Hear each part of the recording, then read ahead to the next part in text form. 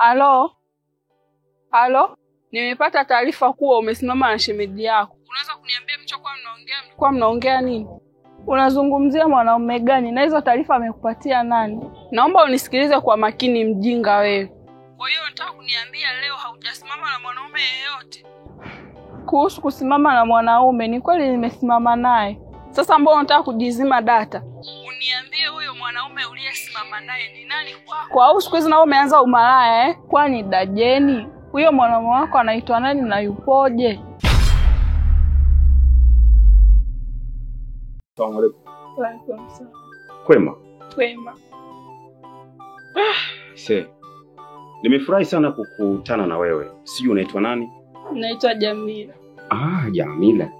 Jina zuri sana mashallah. Sikutegemea kukutana na binti mzuri kama wewe. Lakini niseme tu kwamba wewe ni kati ya mabinti ambao una muonekano wa tofauti sana. Katika mavazi na kila kitu. Unajua katika huo muonekano wako, vazi hili kwa wengine wangekuwa wanavaa vile vinjunga. Mtu mwingine anavaa nguo za ovyo ovyo na nini. Umeolewa? Hapana, sijaolewa. Kweli? Ndio. Unaonekana ni mtoto ambaye umestarabika, unaishi kwa maadili. Unajua hapa mtaani watu wanavaa ovyo ovyo sana. Asalamu alaykum. Wa alaykum salaam bibi, karibu sana. Asante. Mambo? Poa. Zama siku. Tunafahamiana mimi na wewe? Mimi nafikiri muongee. Kama kuna uwezekano shemeji, mimi nina mashtaka mengi kuhusiana na huyu. Naomba namba yako ya simu. Ana ya kwangu, natakiwa nikutafuta kwenye namba yangu. Mimi natakiwa nimshtakie mambo yako wewe huyu. Jamani. Jamani ni vipi? Ndio ana kwangu, basi nitampatia. Sasa ya kwako akakupigia sana kupigia wewe, mimi natakiwa nimpigie yeye. Yaani mimi nimwambie matatizo yako wewe kwa sababu una tabia mbaya. Hapo kuna kitu gani ulikuwa unaniambia hapa? Na mimi mpaka nikawa nakusema. Yeni. Hapa mimi naona bwana atanyang'anywa. Hapana. Namba yake nitakupatia. Huyu mbona amekuondoa wasiwasi, wewe una wasiwasi? Hauniamini mimi? Si ndio hapo unashangaa? Mimi ni shoga yangu. Niamini. Sisi kufanya chochote.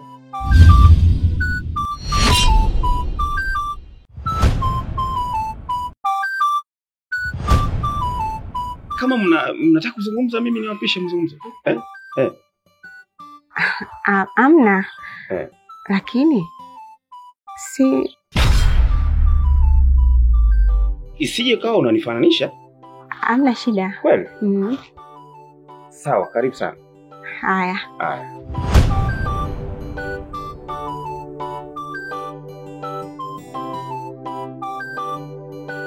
Sijajua ananifananisha mimi au wewe.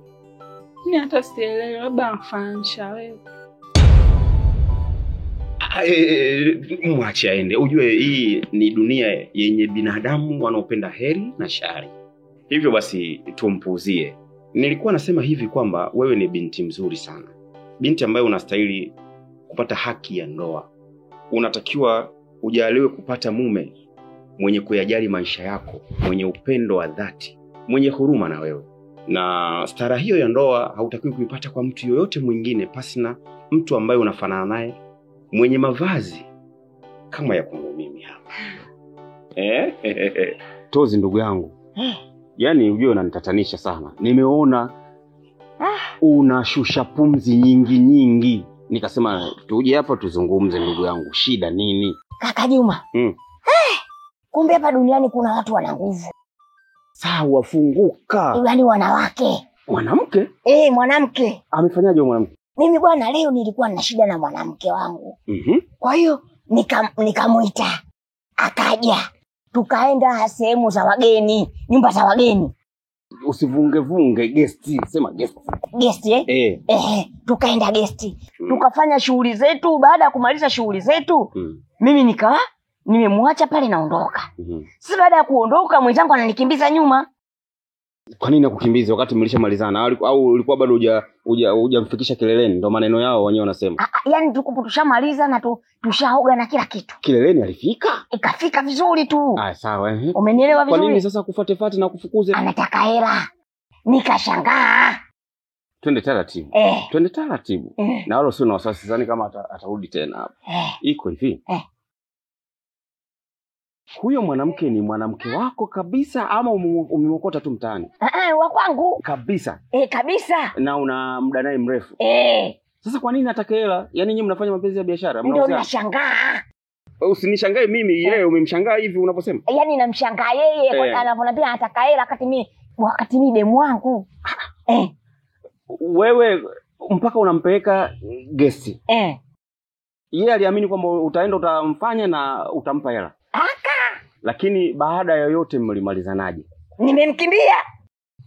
Yaani sina hela ya kumpa na yeye anataka hela, nafanyaje kuzalilika mtu mzima barabarani? Ndio maana nikakuta pale unatweta.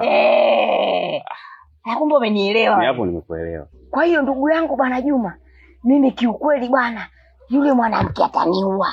Labda nikuulize kwa sababu tabia yako wewe na kwangu mimi ni zote sawa. Wewe unawafanyaje? Sijawahi kusikia historia yako wewe. Ya kudaiwa? Kudaiwa kukimbizwa na mwanamke. Najua kwa usichana wako ulionao, ulikuwa unatamani sana kuvaa vinjungu na shiaumu na wanatamani hata zile za ndani pia tuwe tunaziona. Zile pinki zenu, nyeupe zenu, nyeusi zenu, nyekundu zenu. Lakini wewe umejitahidi umejistiri kwa hivi. Maana yake hata mimi nikitaka kubadilisha uvae majuba, mavazi ya stara yale inawezekana. Hata kama huna imani, lakini vazi tu linakusaidia kuwa na imani. Uwezi kuvaa vazi la namna hii alafu ukaenda disco. Ngumu sana. Ngumu sana. Lazima vazi la disco utalivaa linalofanana na disco. Kwa hiyo mimi niseme tu mashallah, jitunze. Na kama itatokea siku nyingine nimekuhitaji kwa ajili ya mazungumzo, tafadhali nipe nafasi kama ambavyo umefanya leo. Itasaidia sana kupenyeza maneno yangu katika ngome ya masikio yako. Na nitatamani uyaheshimu maneno yangu na kuyapa thamani kama mtu ambaye anastahili pewa dhamana ya maisha yako kwangu mimi. Natamani sana siku moja uwe miongoni mwa watu ambao unaweza kunipa ridhaa ya mimi kuwa mume wako halali. Sawa bibi? Sawa, haina shida. Mimi nimefurahi kuongea na wewe. Unasema unaitwa nani vile? Nimeghafirishwa na uzuri wako kidogo. Naitwa Jamila.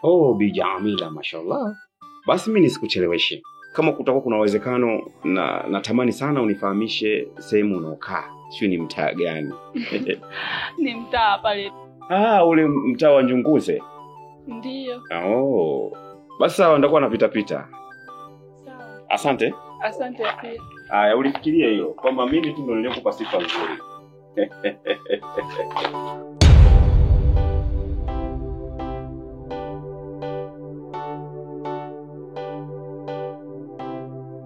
Mimi siwezi kudaiwa.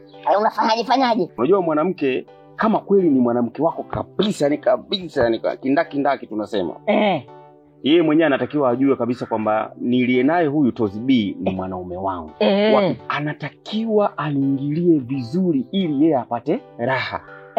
Na kupitia hicho unachokisema cha yeye kuwaza hela aliyakuwa wewe ni mwanamke wako, ndio maana wanawake wengi wamekuwa hawafiki kileleni. Wanakuwa wanalalamika tu kileleni, hatunogei sio na nini. Nimekuja kugundua kumbe wao akili zao hawaziwekezi kwenye tendo. Si unanielewa vizuri? Nakupata. Yaani bila mwanamke kuwekeza kwenye tendo, akiwa anaamini niko na Tozi B, sio niko na Jamali, sio niko na Juma, sio niko na, anafanya tu, yani kama anafanya kwenye mgomba. Ndio hapo unasikia kwamba wanawake wengi wanakuwa hawafiki kileleni.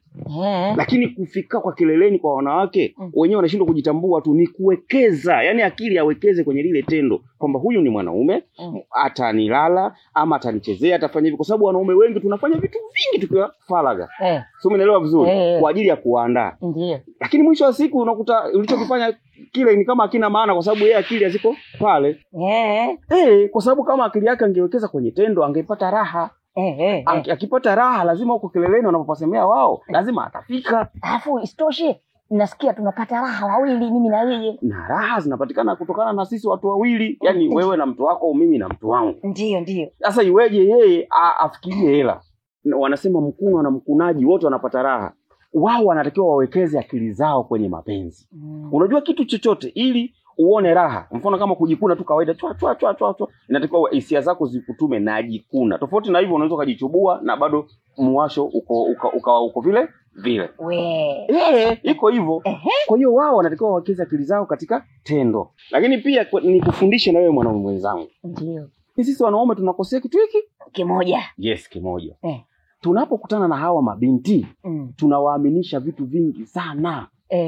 Hapo ndo tunapokosea. Yaani unamwaminisha binti kwa mara ya kwanza kwamba wewe una hela nyingi, wewe una uwezo kumlisha kuto mara 3, una uwezo kumvisha, kumsukisha, kumwekeza nyusi, sui kucha. Hizi zinaitwa kope.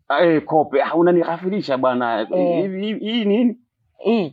Hizi ni kope na hichi hizi ndo nyusi sasa. Umeona? Kuweka kope zile ndefu za inchi 3, inchi 4. Umeona? Swali langu liko hivi. Kwani wewe siku hizi mnashare bwana yule ndugu yako Jamila? Jamila mdogo wangu mimi au? Sasa kuna mwingine? Ndio huyo ninayemzungumzia mimi.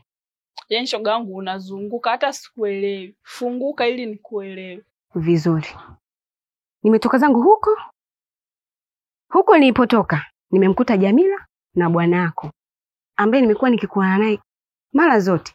Wanazungumza tena bila shida yoyote. Tena kama hawajatoka kufanyana, basi baada ya hapo wanaenda kumalizana. Shoga yangu, usije ukawa unaongea maneno kunichonganisha mimi na mdogo wangu.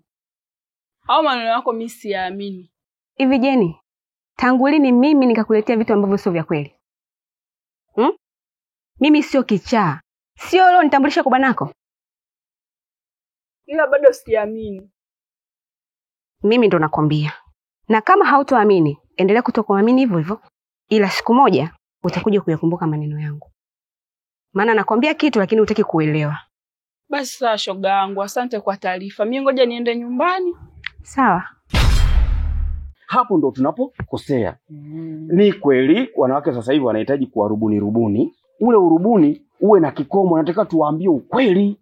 Wewe unavyonaambia kwamba tuwaambie ukweli hapo unanichanganya. Wenyewe wanakwambiaje? Mafundi hao sasa nazungumzia mafundi. Wanakwambia mwanamke yoyote ukitaka kumpata lazima umuongopee. Sasa wewe unavyonaambia kwamba tuwaambie ukweli hapo unanichanganya. Ni kweli. Tunatakiwa tuwadanganye mwanzo tu, siku za mwanzo. Kwa sababu ya wanawake wenyewe wa kisasa hawa. Manake wamekuwa wa kisasa kama kuku. Wa kisasa hawa. Mwanzo muonyeshe kwamba una uwezo kumnunulia chips kuku. Mnunulie kijola cha shilingi 7,000, sio 5,000, sio 6,000, 7,000. Anaona huyu ni mwanaume wa kweli. Akishaingia kwenye 18 ndai, ukapiga malai, ukapiga muhuri wako ndai, mweke wazi, jianike. Unaomba mimi nitosbii, maisha yangu yako 1, 2, 3, 4, usiyategemee yale yaliyopita. Ule ulikuwa ushawishi tu, kwa sababu mimi nisingefanya vile mimi nisingekupata. Mwanzo nilikuwa nakuhudumia ili unipende. Na nyinyi wanawake ndio mnatulazimisha sisi tutoe vyetu mapema ili mtu tuwashawishi. Kwa hiyo mimi ukimwambia mimi mwanaume wako sina hela, tuishi kama wapenzi, nikipata nitakupa bila kuniomba. Mbona wanaelewa? Kuna wakati sisi wanaume tunakosea, mbwembwe zinakuwa nyingi, ukienda leo chipsi kuku, chipsi mayai, sasa ukikosa ndo anachanganikiwa. Yaani maana yako ukishapiga moja tu la kaseja. Unamkasajishisha sasa. Sijakuelewa hapo. Sio mtaja kaseja, mimi nimeweka uwingi. Yaani wenyewe wakwambia manula. Umemanulisha. Yaani anakuwa hivi. Yes. Wazi. Wewe bwana Juma fundi. Sana. Sasa. Wewe mbona unajua sana mambo haya? Wewe haya mambo anakufundishaga nani? Mimi mwenyewe na copy na paste, na copy kwa jamaa wangu mmoja anaitwa Jagwa. Huyo Jagwa unamzungumza wewe ni kwenye yule kwenye video huyo kwenye video mimi naongea naye vipi na wewe tozi? Kumbe yupi? Wa live wa Tanzania huku, yule wa kwenye video si huko mbali. Wa hapa Tanzania tena Dar es Salaam, wake si Tanzania kwa nani Mbeya. Hapa Dar es Salaam, Chanika. Kwa kumbe kuna Jagwa mwingine hapa Yupo Jagwa yupo hapa. Unaambiwa ana magrupu kama 6 ya mapenzi tu. Yaani ni Mr. Romantic na hajawahi kumtaka mwanamke akamkosa. Sasa naomba unipeleke. Mimi nitakuelekeza, sikupeleke. Halo? Nimepata taarifa kuwa umesimama na shemeji yako. Unaweza kuniambia mlikuwa mnaongea nini? Unazungumzia mwanaume gani na hizo taarifa amekupatia nani? Naomba unisikilize kwa makini mjinga wewe. Kwa hiyo unataka kuniambia leo haujasimama na mwanaume yeyote? Kuhusu kusimama na mwanaume, ni kweli nimesimama naye. Sasa mbona unataka kujizima data? Uniambie huyo mwanaume uliyesimama naye ni nani kwako? Au siku hizi nao umeanza umalaya Kwani Dajeni, huyo mwanaume wako anaitwa nani na yupoje? Mwanaume wangu mimi anaitwa Juma. Ni muhuni fulani hivi, anapenda sana kuvaa pensi. Na kichwani kwake ana nywele fulani kama dread, kama sio dread, afu ni mweupe. Kwa hiyo kama huyo ndo umesimama naye, huyo ndo shemeji yako. Hapana dada, mwanaume niliyesimama naye alikuwa amevaa kanzu na kilemba kichwani na sandals, lakini sio huyo ambao unamzungumzia wewe. Huyo uliosimama naye anaitwa nani? Yeye mwenyewe kaniambia anaitwa Jemlan. Upo serious wewe na unachokiongea? Ndiyo dada, kwa nini nikudanganye? Omba iwe hivyo. Na kama kweli umesimama na mwanaume wangu mimi, I say na kuahidi tutakuja katana mapanga mbele ya mama. Mimi siogopi. Yule mwanaume nampenda. Kama umesimama naye, mimi na wewe tutakuja kuonana wabaya. Naomba kwa hilo jihadhari kabisa, sitaki kuletea hatari nyingine. Dada, naomba unionyeshe huyo bwana wako ili nijipunguzie lawama. Hizo lawama nyingine mimi siziwezi. Na zinaweza kunifanya nisiwe huru kwenye maisha yangu. Sawa? Nafurahi na wewe sasa hivi umeanza kuwa unatafuta vibwana. Unachezea miemko wewe. Mwanzo ulikuwa unaniona mimi mdangaji sana, lakini sasa hivi na wewe hatimaye hayo yamekuwa. Sasa mimi na wewe sasa hivi naona kama tutakuwa level moja, tutapita barabara moja. Sishangai, lakini ndio tulivyo wasichana wa sasa hivi. Kuanzia 2008 kuja juu ndio tulivyo. Kwa hiyo mimi kwangu ni swala la kawaida hilo. Nina imani sasa na wewe utaanza kuonja utamu kama nilokuwa nausikia mimi. Yote 9. Naomba ukumbuke yale nilokuambia kuhusu bwana wangu. Tusije tukaingiliana kwenye haya masuala ya mabwana. Nimeshasema mimi sitaki na sikupendi tena. Kwa nini unapenda kuniambia sitaki? Shida nini? Sikutaki. Hivi mtu akwambia kutaki anamaanisha. Unasema unitaki. Kosa nini? Shida nini? Mpaka useme unitaki. Kwako ilikuwa tu kama kituo. Safari yangu ndo inaelekea. Na hisi nimepata chaguo langu. Baby, lakini kumbuka wewe ndo umenishawishi niende kutoa barua kwenu. Na nimetoa barua kwa sababu nakupenda. Sasa inakueje? Vipi kuhusu barua yangu? Mtu ambaye alikuwa anataka kusoma hiyo barua hajafika bado. Nitamalizana nao mimi mwenyewe. Sikutaki. Lakini baby, kumbuka nakupenda. Yaani na muda wote tuliopoteza unataka kuniambia kama hakuna faida. Mtu akwambia kutaki anamaanisha. Sijui unanielewa hapo?